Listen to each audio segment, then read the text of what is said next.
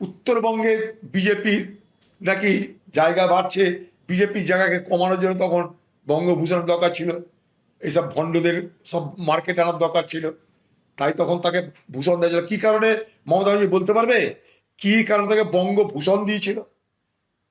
কি কি গুণাবলীর জন্য তাকে বঙ্গভূষণ দেওয়া হয়েছিল? তার গুণাবলীর মধ্যে একটা, সে বাংলাকে ভাগ করতে চেয়েছিল, এই তার গুণাবলী। তার জন্য তাকে বঙ্গভূষণ দেওয়া হলো, তাকে ম্যানেজ করার জন্য, মন্ডা দিয়ে ম্যানেজ করা। আজকে তাদের মুখে মানা নেই সব কথা। যে অপরাধ মমতা ব্যানার্জির আমলে হয়েছে সেই অপরাধ এ আমলে হচ্ছে, শুধু সরকারের রং পাল্টেছে, নীল থেকে গেরুয়া হয়েছে, বাট মানসিকতা কোনো পরিবর্তন হয়নি। অনন্ত মহারাজের বঙ্গবিভূষণ সম্মান এবার কেড়ে নিল সরকার। নেতাজিকে অপমান, সম্মান হারালেন বিজেপি সাংসদ অনন্ত মহারাজ। তৃণমূল জামানায় অনন্ত মহারাজকে দেওয়া হয়েছিল বঙ্গবিভূষণ সম্মান, আর এবার সেই সম্মানই কেড়ে নিল বিজেপি সরকার। 21শে ফেব্রুয়ারি অনন্ত মহারাজকে বঙ্গবিভূষণ সম্মান দিয়েছিল তৃণমূল সরকার। নেতাজি সুভাষচন্দ্র বসুকে নিয়ে করা মন্তব্যের জেরে যে বিতর্কের সৃষ্টি হয়, তারপরেই এবার এই বিজেপি সরকার সেই সম্মান অর্থাৎ বঙ্গবিভূষণ সম্মান অনন্ত মহারাজের থেকে কেড়ে নিল। অনন্ত মহারাজের করা কোন মন্তব্যের প্রেক্ষিতে বিতর্কের সৃষ্টি হয়েছিল গত মাসে এবং তার আগের মাসে? অনন্ত মহারাজ তিনি ঠিক কি বলেছিলেন নেতাজি সুভাষচন্দ্র বসুকে নিয়ে, শুনুন। Netaji is a war criminal, যায় দেশের বিরুদ্ধে যুদ্ধ করে, বন্দুক তোলে না, দেশদ্রোহী হয় না নয়? ওই নেতাজি দেশের বিরুদ্ধে যুদ্ধ, বন্দুক ধরছে না, নাই ধরে দেশদ্রোহী হয় না নয়? দেশদ্রোহী হয় না নয়?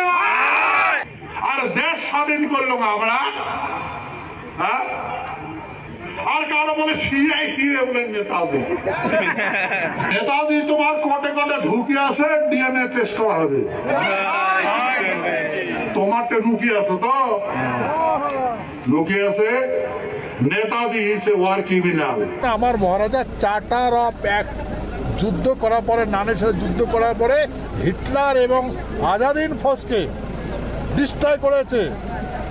হ্যাঁ, এই আজাদিন ফৌজ নেতাদের বাপের তাগত আছে নাকি অর্গানাইজ করে ফৌজ বানায়? সব ভারত ব্রিটিশের সৈন্যটা, ব্রিটিশের সৈন্য, ব্রিটিশের সৈন্যকে জার্মান নিয়ে গেছে বন্দি বানায়, আর সেই জার্মানে নেতাজিকে দিছে, আর নেতাজি সেটাকে অপব্যবহার করেছে। আজকে যদি আমি গভর্নমেন্টের বিরুদ্ধে একটা পিস্তল দেখাই, আমাকে এনকাউন্টার করবে কিনা বলেন? তা ব্রিটিশের শাসন ছিল, তা ব্রিটিশের যখন শাসন ছিল, তা ব্রিটিশের শাসন ছেড়ে চলে যায় নাই। তো সেই ব্রিটিশের বিরুদ্ধে যে আজাদিন ফৌজ গান ধরেছে, বন্দুক ধরেছে, তাদের স্ট্যান্ড হ্যান্ড কেন দিল না? মৃত্যুদণ্ড কেন দিল না? তাদের কাছতে দিল কেন?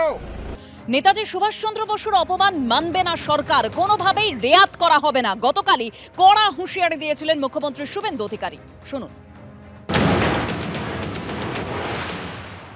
সাইবার সেলকে ইনস্ট্রাকশন দিচ্ছি, যেখানে অভিযোগ আমরা পেয়েছি ভারতীয় ন্যায় সংহিতা অনুযায়ী সেকশনে কেস হবে। ফেসবুককে এবং সোশ্যাল মিডিয়ার যে প্ল্যাটফর্ম আছে, তার যে সিস্টেম আছে, সেটাকে আমরা রাজ্য সরকারের পক্ষ থেকে সোশ্যাল মিডিয়া প্ল্যাটফর্মেও তাদের বিরুদ্ধে ব্যবস্থা নেওয়ার জন্য লেখার ব্যবস্থা করছি, এবং নির্দিষ্ট ধারাতে গ্রেপ্তারিয়া শুরু করার জন্য পুলিশকে নির্দেশ দেওয়া হচ্ছে।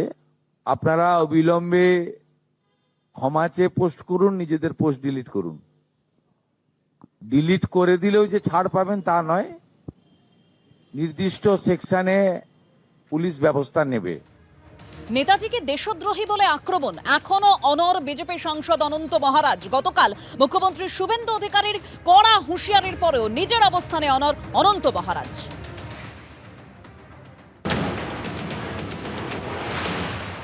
আমাদের মাননীয় মুখ্যমন্ত্রী ভালো কথা বলেছেন, ল অ্যান্ড অর্ডার সবার জন্য প্রযোজ্য, এটা আইন সর্বোপরি। আমি একজন আইন প্রণয়তা আছি, আমি এটা অস্বীকার করবো কি করে?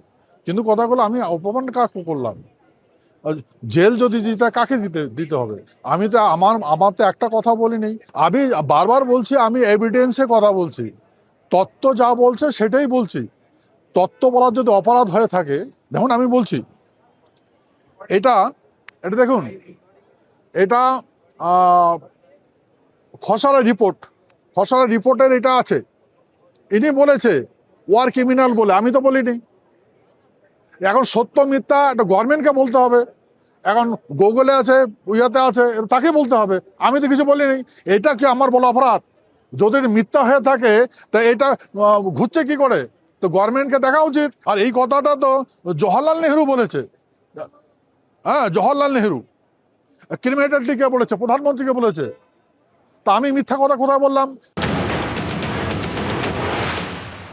দেখুন, নেতাজি সুভাষচন্দ্র বসু প্রত্যেকটি জাতীয়তাবাদী মানুষের অন্তরের অন্তঃস্থলে তার কালোজয়ী সত্তা নিয়ে প্রতিষ্ঠিত। নেতাজি নেতাদের নেতা। নেতাজি সুভাষচন্দ্র বসু ভারতবর্ষে উপস্থিত থাকলে এভাবে ক্ষমতার হস্তান্তর হতো না। রাজনৈতিক মতপার্থক্য থাকতে পারে, কিন্তু নেতাজি তার কালোজয়ী সত্তাকে নিয়ে সমস্ত কিছু উত্তরণ ঘটিয়ে দিয়েছেন। নেতাজি সুভাষচন্দ্র বসুকে নিয়ে মানুষের আবেগ যদি আহত হয়, তার জন্য পার্টি চিন্তাভাবনা করবে। এমপি এমএলএ যদি এ ধরনের কাজ করেন, দলের সংসদীয় বোর্ড আছেন, সর্বোচ্চ নেতৃবৃন্দ বিষয়টি দেখছেন এবং দেখবেন। এবিপি আনন্দ, এগিয়ে থাকে, এগিয়ে রাখে।